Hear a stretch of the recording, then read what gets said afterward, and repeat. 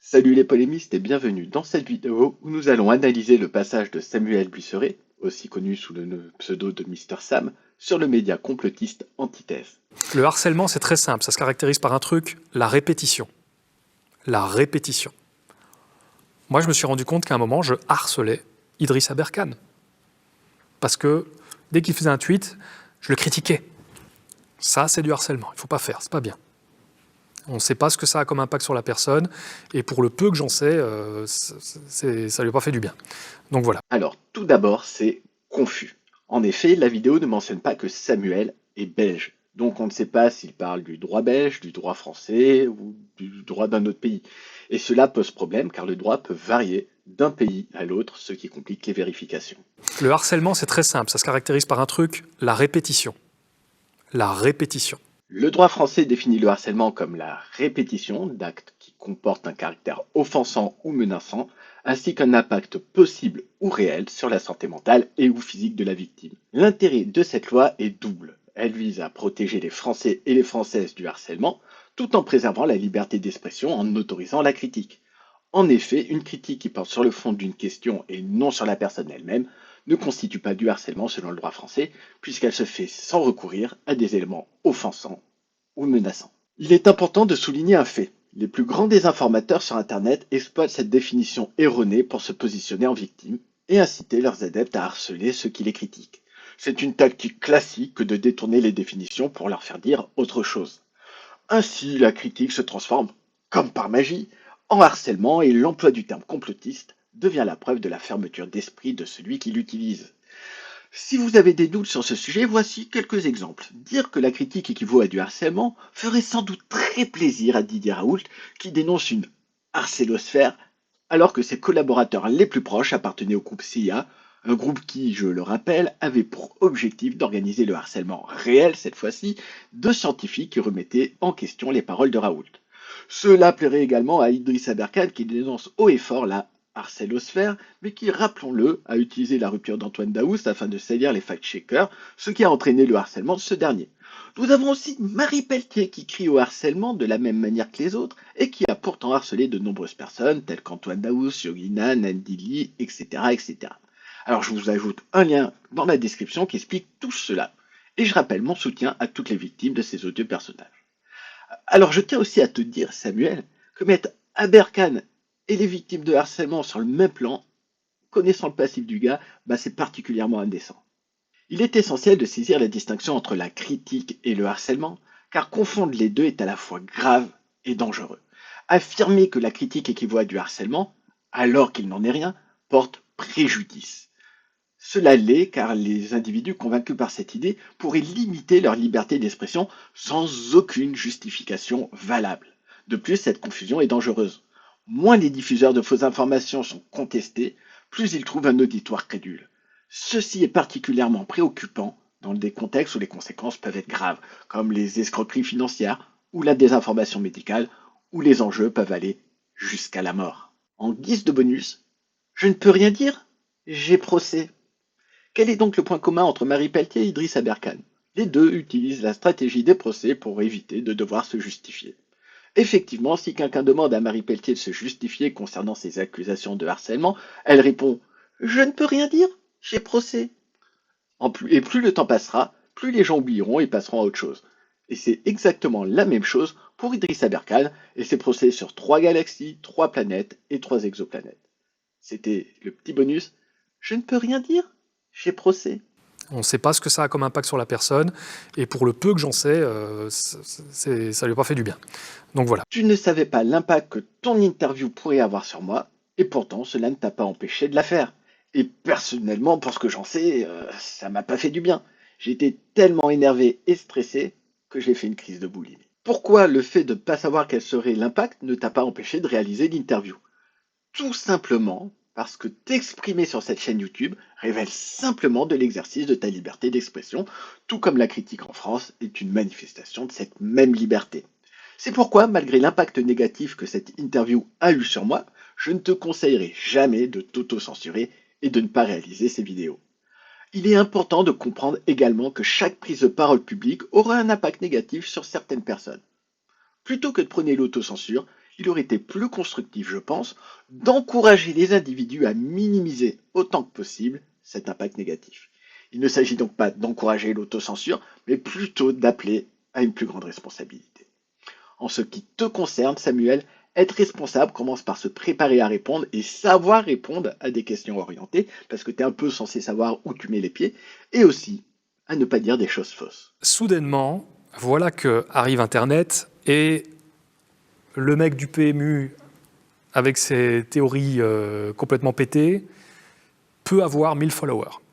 C'est plus Jean-Jacques qu'on ramène chez lui à 3 heures bourré, il est en train d'expliquer que c'est les reptiliens qui je sais pas quoi. C'est Jean-Jacques à 3 heures du mat sur Twitch avec 1000 personnes qui le regardent. Bon, à partir de ce moment-là, il y a un petit problème. C'est que comme on n'a plus le contexte de l'origine de l'information, on ne sait pas que le gars qu'on est en train de regarder, en fait, il a une compétence, c'est de parler avec aplomb. Mais pour tout le reste, il est aux fraises. Rappelez-vous de cette phrase. On ne sait pas que le gars qu'on est en train de regarder, en fait, il a une compétence, c'est de parler avec aplomb, mais pour tout le reste, il est aux fraises. Moi, je bois du café. Le café, ça fait de l'effet après 4 heures. Dans les 5 minutes, je suis réveillé. C'est un placebo, et alors? Mais il faut pas m'enlever mon café. Samuel, calme-toi. Personne ne cherche à te dérober ton café. Dépose doucement la tasse sur la table et approche-toi. Plus sérieusement, et pour être tout à fait précis, effectivement, l'effet du café ne se manifeste pas immédiatement. En réalité, il commence à agir environ 5 minutes après l'ingestion. Dans les 5 minutes, je suis réveillé. Et atteint son effet maximum après 30 minutes. Quant à l'idée reçue concernant les 4 heures, elle concerne la demi-vie de la caféine, qui est le temps nécessaire pour que l'organisme élimine la moitié de la quantité ingérée. Ainsi, si l'on consomme 100 mg de caféine, il n'en restera que 50 mg 4 heures plus tard. Le café a donc un réel impact sur le corps humain. Il est donc erroné de prétendre qu'il agit comme un placebo sans aucun effet, à l'instar de l'homéopathie. Cela dit, chez les consommateurs réguliers et sur la durée, un conditionnement peut se développer lié à l'odeur, à la chaleur de la tasse, au goût, etc., etc. Et cette anticipation inconsciente peut provoquer des effets. Cependant, ces derniers s'ajoutent aux effets de la caféine qui, une nouvelle fois, sont bel et bien réels. Alors il est temps pour moi de conclure. Je vous imagine devant votre ordinateur en train de vous énerver en disant « Mais voyons Lou, il a commis 2 erreurs en 2 heures, ça arrive, c'est pas la fin du monde !» Alors tout d'abord, je n'ai pas débunké la vidéo. Je savais quelle était la définition légale du harcèlement dans le droit français, ainsi que le temps que met le café pour agir. Autrement dit, pour tout le reste, je ne sais pas si Samuel dit d'autres choses fausses. N'hésitez pas à le dire dans les commentaires le cas échéant. Il est également important de comprendre qu'il existe différentes façons de se tromper.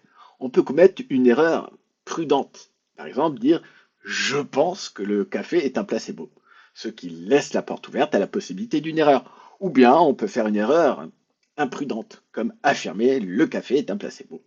Samuel en est conscient lorsqu'il dit. Donc qu'est-ce qu'il faut faire à ce moment-là? Bon, moi ce que je fais, c'est que j'y mets de la prudence. Je mets du conditionnel, je parle de mes défauts, de mes failles, je me mets au même niveau que tout le monde, j'essaye en tout cas, etc., etc. Tu vois, là je dis j'essaye. C'est des petits réflexes que j'essaie d'acquérir. Malgré tout, cela ne l'empêche pas d'affirmer que le café est un placebo. Le café, ça fait de l'effet après 4 heures. Dans les 5 minutes, je suis réveillé. C'est un placebo, et alors? Ces erreurs nous révèlent beaucoup sur Samuel. En effet, il a la capacité de discerner les problèmes chez les autres. On ne sait pas que le gars qu'on est en train de regarder, en fait, il a une compétence, c'est de parler avec aplomb. Mais pour tout le reste, il est aux fraises. Mais malheureusement, pas chez lui. Ce qui pose problème pour un auteur qui souhaite nous expliquer comment mettre des idées dans nos têtes. De plus, Samuel ne cherche pas à se corriger en cas d'erreur. Je vais vous donner 2 exemples pour illustrer ce que je veux dire. Concernant sa vidéo d'interview par le média complotiste Antithèse, j'ai réalisé un fil de discussion qui commence par « Je me donne la semaine pour analyser le passage de Monsieur Sam chez Antithèse Média et sortir une vidéo. Je grince déjà des dents après avoir regardé 10 secondes de la vidéo. Sache, Sam, que tes propos sur le harcèlement sont graves et dangereux. Mes DM te sont ouverts si tu veux. » À aucun moment, ni le média complotiste Antithèse, ni Samuel ne m'ont demandé ce que je considérais comme grave et dangereux, et ce, malgré des échanges en message direct avec ce dernier. Il semble n'y avoir aucune volonté de leur part d'éviter de mettre autrui en danger. Et en fait, cette absence de volonté de se corriger concernant Samuel, elle se manifeste également sur Twitter. En effet, il a tweeté « Les mentalités changent plus facilement par l'expérience. Ça serait pas mal de créer un simulateur d'année 2050 sous le coup du réchauffement et des migrations climatiques. Ah, on me dit qu'un stage forcé à Rio de Janeiro, 62,3 degrés Celsius la semaine passée, ferait l'affaire. Et l'affirmation sur les 62,3 degrés Celsius est fausse. Dans ce cadre-là, se tromper, ce n'est pas grave tant qu'on se corrige et qu'on informe les gens de son erreur. Chose que ne fera pas Samuel, et c'est d'autant plus regrettable que certains commentaires le corrigent. Attention, il n'a pas fait 62,3 degrés à Rio, ce chiffre correspond à un index et donc un nombre sans unité. Il mesure le niveau d'inconfort ressenti par le corps humain en fonction de la température et du taux d'humidité. Alors vous allez me dire, bah c'est corrigé. Et là, je vous invite à regarder les stats. Pour le tweet de Samuel, 4676 vues. Pour la correction, 153 vues. D'où l'importance de corriger rapidement et de manière visible en publiant un tweet, chose que n'a pas faite Samuel. Et c'est évidemment la personne qui ne se remet pas en question qui dit C'était l'opportunité idéale de prouver ce qu'on disait, qu'on est en attente d'autocritique, qu'on a envie de comprendre ce qu'on peut mieux faire, etc., etc. Alors que cela soit clair, Samuel, tu es une personne attachante et je n'ai pas du tout l'intention de te blesser, mais ton comportement pose problème. Oui, je pense qu'on peut aller chez Zoclo, oui, je pense qu'on peut aller chez Pseudélique ou encore chez Antithèse, mais il faut être préparé à affronter ce genre de personnes qui, consciemment ou non, vont te manipuler pour flatter et plaire à leur audience. Regarde l'interview et pose-toi les questions suivantes. Pourquoi cette miniature? Pourquoi, quand tu lui expliques les raisons de ton départ, souhaite-t-il seulement revenir sur ta séparation avec les aides? Pourquoi nomme-t-il Thomas Durand? Quel est ton rôle dans tout ça? Qui est l'audience? Quel impact ont tes réponses sur le public? Quel impact ont tes réponses sur les croyances du public? Ton manque de préparation est évident et regrettable, car tu aurais pu saisir de nombreuses opportunités pour répondre aux questions de M. Bernard. Par exemple, lorsque M. Bernard dit Et alors un autre trait peut-être de ce milieu, en tout cas de certaines personnes dans ce milieu, moi je pense à la Tronchambier par exemple, c'est que c'est très dénigrant envers les personnes qui sont dans les sujets qu'ils traitent. Et j'ai l'impression que c'est peut-être une posture qui est contraire à l'esprit même qu'ils essayent de faire passer. tu aurais pu dire plusieurs aspects méritent d'être soulignés. Le premier est de te poser une question.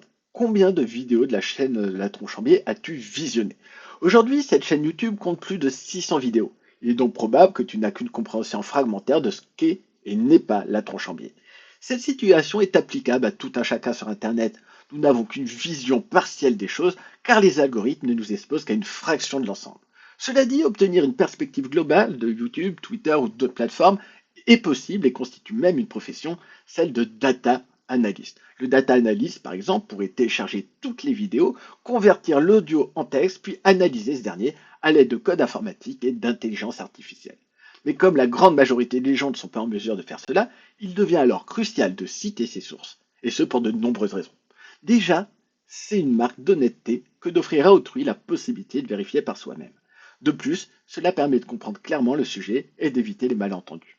Prenons un exemple. Imaginons que tu aies vu 10 vidéos dans lesquelles un serment d'acte se montre dénigrant, tandis que de mon côté, j'en ai vu 10 autres où il ne l'est pas.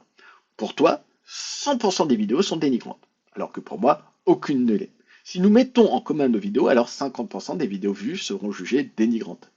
Pour comprendre cela, il est crucial de citer nos sources.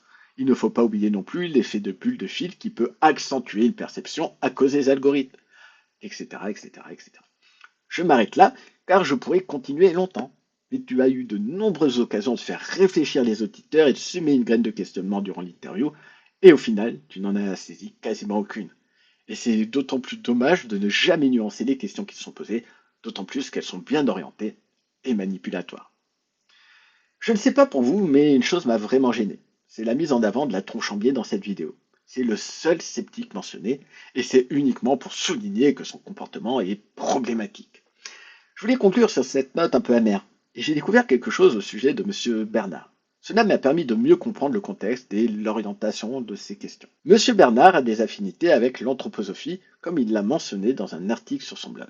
J'ai passé les 5 premières années de ma scolarité dans une école Steiner-Waldorf en Suisse avant de finir dans le public. Je suis donc bien placé pour comparer les deux approches pédagogiques. Je m'intéresse aujourd'hui à l'anthroposophie en tant que courant de pensée de développement personnel. Il m'arrive aujourd'hui en toute indépendance d'écrire parfois sur des sujets en lien à l'anthroposophie, notamment pour le média en ligne Heather. J'ai aussi côtoyé un certain nombre d'anthroposophes. Alors si vous souhaitez en savoir plus sur ce qu'est ou n'est pas l'anthroposophie, je vous recommande de suivre le travail de Grégoire Perra. Vous aurez le lien dans la description. Pour information, Grégoire Perra est un ancien anthroposophe qui critique ce mouvement. Il est donc considéré comme un lanceur d'alerte. Cela lui a valu une campagne de harcèlement, dont M. Bernard a pris part, et des procédures visant à le faire taire. Vous vous demandez peut-être quel rapport cela a avec la Tronchambier? Eh bien, la Tronchambier a critiqué l'anthroposophie à de nombreuses reprises. En plus de cela, déjà en 2020, M. Bernard considérait la Tronchambier comme des lobbyistes déguisés et des pseudo-sceptiques. Il y a donc une animosité de la part de M. Bernard envers la Tronchambier qui date au moins de 2020. Vous avez dit esprit critique? Excellent débunkage des pseudo-sceptiques lobbyistes déguisés de la Tronchambier. À partir de là, on peut se demander si M. Bernard ne cherche pas à faire d'une pierre deux coups. En attaquant nommément la Tronchambier et Thomas Durand, accusés de dénigrement, d'astroturfing et de recourir à un financement participatif suspicieux, il s'en prend directement à une personne qui porte un regard critique sur l'anthroposophie et qui bénéficie d'une grande communauté. De plus, il discrédite l'esprit critique et la zététique auprès de son public, ce qui semble clairement servir ses intérêts. En effet, une simple comparaison des invités et des thématiques abordées par la chaîne YouTube Antithèse et par le blog complotiste François fait de la merde montre de nombreuses similitudes. Il est alors évident de dire que ces deux médias ont une tendance complotiste. Il n'est donc pas dans leur intérêt que leur communauté s'intéresse à l'esprit critique, d'où le dénigrement systématique de cette dernière. Il ne s'agit évidemment que d'une hypothèse, mais j'aimerais tout de même m'adresser à vous, monsieur Bernard. À plusieurs reprises, j'ai indiqué dans cette vidéo qu'Antithèse est un média complotiste. Je vais vous expliquer pourquoi. J'utilise le terme complotiste dans son sens premier, c'est-à-dire pour désigner une personne qui croit à une ou plusieurs théories du complot. Alors je vous entends déjà crier blasphème, étroit d'esprit, etc. Mais soyons honnêtes, monsieur Bernard, vous n'avez pas fait d'effort là sur ce coup-là. Deux théories du complot sont présentes dans la vidéo, l'astroturfing et la cagnotte suspecte. Et les deux théories, évidemment, visant directement Thomas Durand. Alors, pour être clair, oui, l'astroturfing existe, et oui, il peut y avoir des cagnottes douteuses. Mais relier cela à monsieur Thomas Durand sans aucune preuve ou source fiable, autre que crois-moi frérot, bah c'est ça le complotisme. Plutôt que de poser des questions à Samuel, qui en sait autant que vous, avez-vous contacté le site où la cagnotte a été créée? Quelles sont vos sources? Parce que s'il s'agit des décodeurs, cela a été débunké. Vous avez le lien dans la description. Avez-vous vérifié la méthodologie de ceux qui affirment que cette cagnotte est suspecte? Ensuite, monsieur Bernard, vous vous plaignez que les zététiciens ne critiquent jamais les politiciens. Alors, comme le dit Samuel, c'est factuellement faux. Mais surtout, est-ce vraiment leur rôle? Personnellement, j'ai 36 ans, j'ai voté 3 fois dans ma vie et je me considère comme un politique, ce qui signifie que je n'y connais rien. Vous êtes vraiment sûr de vouloir m'en dévaincre? Alors que ça soit clair, hein, que dire qu'un politicien ment sans apporter une analyse politique des conséquences de son mensonge, bah, ça sert à rien. Et cela est d'autant plus étrange qu'il y a des personnes dont c'est l'expertise, comme par exemple les politologues, ou des personnes comme Clément Viktorovitch qui analysent des discours politiques. Alors juste une chose en passant, hein, monsieur Bernard, ne venez pas me dire ce que je dois faire sur ma chaîne, parce que c'est franchement désagréable. Juste restez un petit peu à votre place. Pour terminer, j'ai encore quelques questions pour vous, monsieur Bernard. Vous dénoncez le caractère supposément dénigrant de monsieur Thomas Durand. Alors supposément, hein, car vous n'apportez aucune preuve. Bref. Si c'est vrai, cela mérite d'être condamné au même titre que les harcèlements des anthroposophes à l'encontre de M. Grégoire Perra ou des procédures Bayon à son encontre. Ma question est donc simple. Êtes-vous capable de condamner le comportement harcelant de certains anthroposophes ainsi que les procédures Bayon, ou est-ce que vos croyances et votre sympathie pour l'anthroposophie vous en empêchent?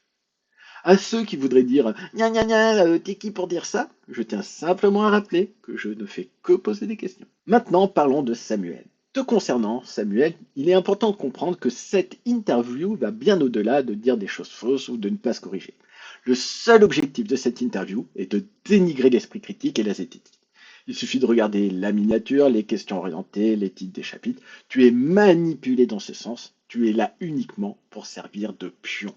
Alors pour manipuler quelqu'un, il faut être subtil. Et ça, M. Bernard, il sait faire. Il faut le reconnaître. Mais en même temps, ce n'est pas trop compliqué quand on connaît tes critiques sur le milieu. Et oui, il suffit de regarder ta vidéo nommée Point final pour tout savoir. À partir de là, il suffit de poser une question, dont M. Bernard connaît déjà la réponse, puisqu'il a vu ta vidéo, pour obtenir ta confirmation. Ensuite, il peut alterner entre les questions que tu valides et celles que tu ne valides pas. Parce que, en réalité, peu importe ce que tu dis, tu ne feras que renforcer les croyances de celui qui te regarde. Prenons l'affirmation selon laquelle Thomas Durand serait dénigrant. Affirmation dont je rappelle que la seule source est crois-moi frérot. Si tu valides cela, alors la personne qui a des préjugés négatifs concernant les zététiciens sera confortée dans sa croyance. Eh bien oui, forcément. Un zététicien dit ce que je pense, donc c'est bien la preuve que c'est vrai. Dans le cas contraire, si tu ne valides pas, alors tu seras que la preuve que tu protèges un ami et que tu n'es pas fiable, ce qui signifie qu'on ne peut pas faire confiance aux zététiciens. Pile, Bernard gagne, face, la zététique perd. Et cela est extrêmement problématique. Tu es sur une chaîne YouTube complotiste et tu ne fais que conforter les croyances des spectateurs. Or, comme tu es manipulé par Monsieur Bernard, tu ne fais que renforcer les croyances négatives des spectateurs à l'égard de la zététique et tu les éloignes ainsi de cette dernière. Ce qui est extrêmement problématique. Tu éloignes de la zététique les personnes qui en ont sans doute le plus besoin.